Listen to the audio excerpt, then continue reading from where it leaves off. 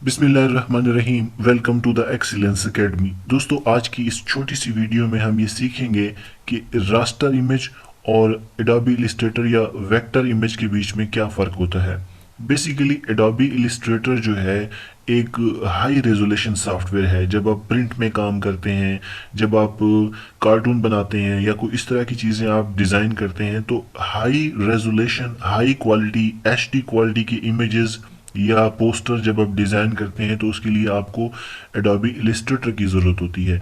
जबकि आम सॉफ्टवेयर के अंदर जैसा कि जेपीजी की फाइल्स हैं या पीएनजी की फाइल्स हैं या इस तरह के जो इमेजेस होते हैं उनको रास्टर इमेज कहते हैं। तो रास्टर इमेज वो होते हैं जो जिसको जूम करने पर उनका जो रिजल्ट है वो फटना शुरू हो जाता है या उनकी जो क्वालिटी है उसमें फ़र्क आना शुरू हो जाता है। जबकि एडोबी इलिस्ट्रेटर के अंदर ऐसा नहीं है। आप एक फ़ाइल को जितना भी जूम कर लेंगे उसकी जो रेजोल्यूशन है उसके अंदर कमी नहीं आती है। इस वक्त आपकी स्क्रीन पे दो इमेजेस मौजूद हैं जिनका डिफरेंस आपके सामने क्लियर है।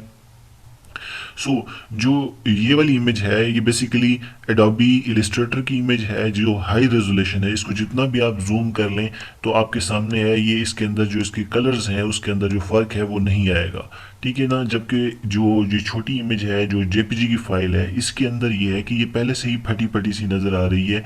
ऐसी इमेजेस को रास्टर इमेजेस कहा जाता है। एडोबी इलिस्ट्रेटर को इस्तेमाल ही हम उस वक्त करते हैं जब आपको हाई रेजोल्यूशन या एचडी क्वालिटी की कंटेंट को क्रिएट करने की ज़रूरत होती है।